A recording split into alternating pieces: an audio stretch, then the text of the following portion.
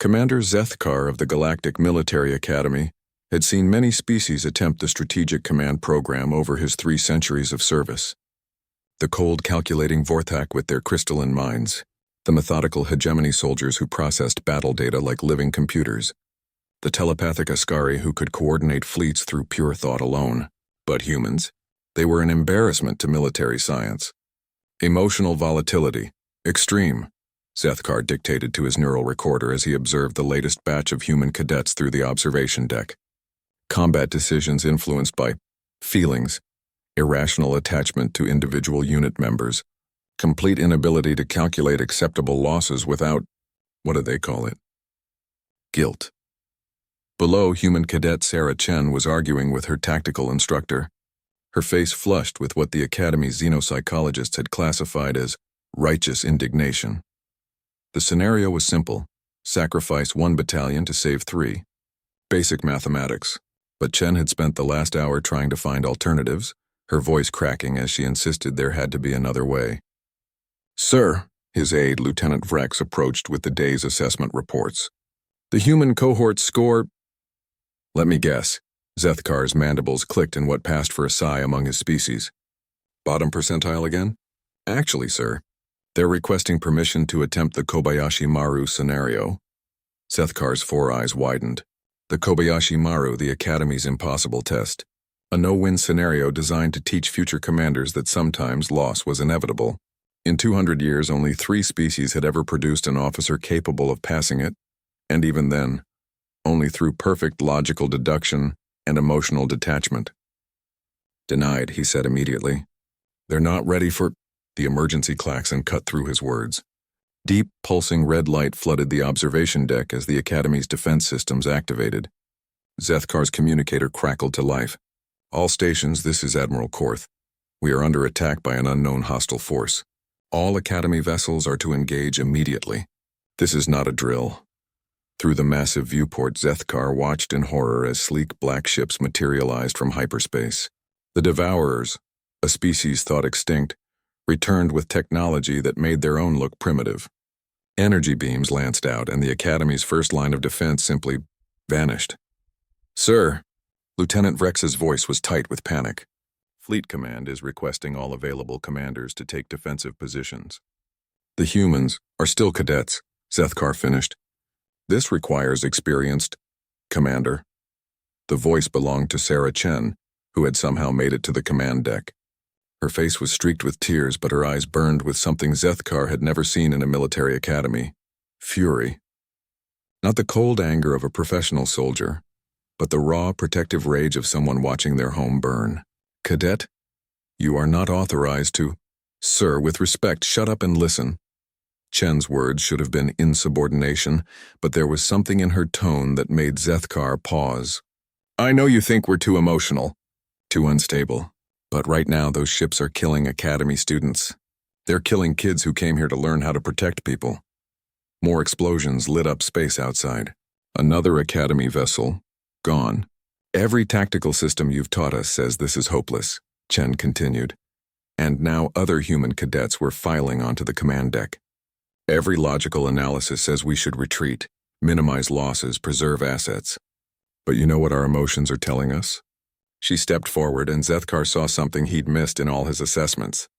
It wasn't weakness in her eyes, it was strength, the kind that came not from programming or training, but from something deeper. "They're telling us that every single person on those ships matters.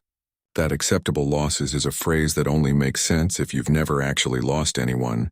That sometimes the impossible becomes possible when you refuse to accept that people you care about are expendable." The command deck fell silent, except for the distant sounds of battle. Zethkar felt his aide's eyes on him, waiting for orders.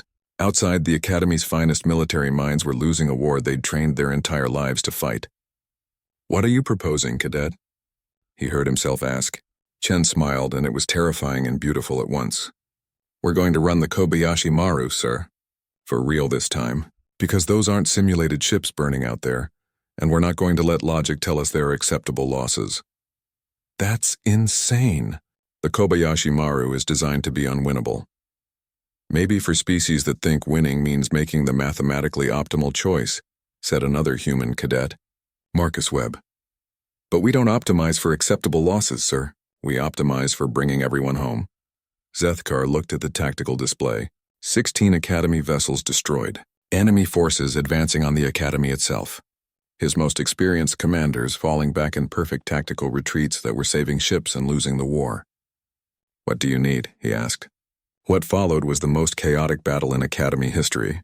The humans didn't coordinate their fleet movements through logic trees or battle algorithms. They did it through something the Academy had never thought to weaponize: love. Cadet Chen took personal command of the rescue operations, her voice breaking as she called out names of trapped personnel. "I'm not leaving Martinez behind on Deck 7. Webb, can you get to him?" It should have been inefficient.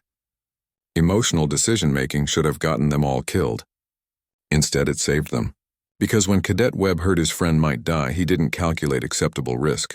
He tore through enemy lines in ways that made no tactical sense, driven by something no Academy algorithm could predict: the absolute refusal to let someone he cared about down. When the human cadets learned that the enemy was targeting medical bays and escape pods, they didn't adjust their strategic priorities to focus on military assets. They got angry. Not the cold anger of professional soldiers, but the white-hot fury of people watching bullies hurt the helpless.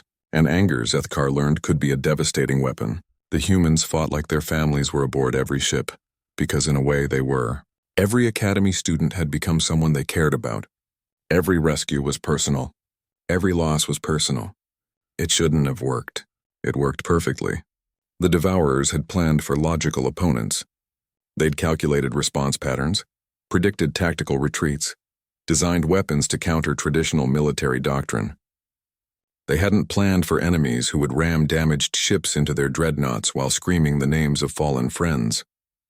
They hadn't expected pilots to fly impossible rescue missions because the thought of leaving someone behind made them physically sick. By the time reinforcements arrived, the human cadets had done the impossible. They'd won the unwinnable scenario, not through superior tactics or technology, but through the absolute refusal to treat anyone as expendable. Later, as Zethkar compiled his final report on human emotional volatility, he found himself struggling for words. How do you quantify the tactical value of love? How do you measure the strategic importance of refusing to abandon people? Assessment conclusion, he finally dictated. Human emotional responses previously classified as liability should be reclassified as tactical advantage. Recommend immediate integration of human command methodology into Academy curriculum. He paused, watching Sarah Chen through his office viewport. She was crying again, this time tears of relief as she hugged a rescued pilot. Still too emotional, by every metric the Academy had ever used. And maybe, Zethkar thought, that was exactly what made them extraordinary. Additional note, he added to his report, the Academy may need to redefine what we mean by acceptable losses. Perhaps the real victory condition was never about the mathematics of war. Perhaps it was about refusing to do the math at all.